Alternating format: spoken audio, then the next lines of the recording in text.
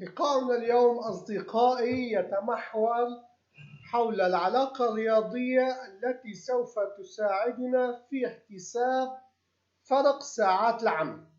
لدينا هذا الجدول البسيط، 3 عمال تم دخولهم في الساعات محددة، لكن هذه الساعات يوجد فرق أنها كانت في يوم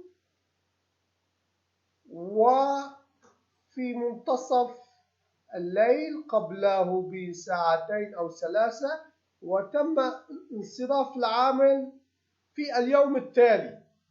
هذه العلاقة الرياضية الدالة البسيطة تساعدنا في أن تحتسب العلاقة بشكل صحيح.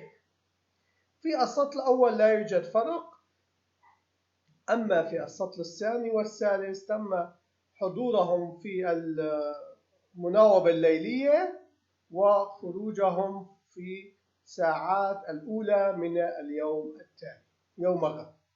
لنذهب ونطلع على الملف التجريبي الخاص بهذا الملف بهذا المثال.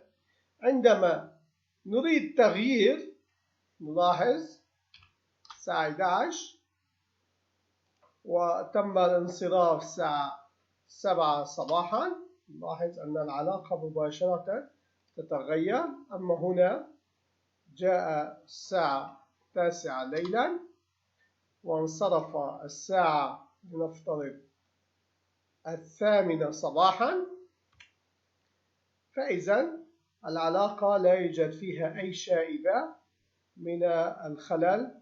أتمنى أن تكون هذه الدالة مفيدة لكم، لأنها تساعد في الاحتساب الصح لفرق ساعات العمل الخاصة بجدول دوام العمال. نلتقي غدا إن شاء الله في معلومة جديدة.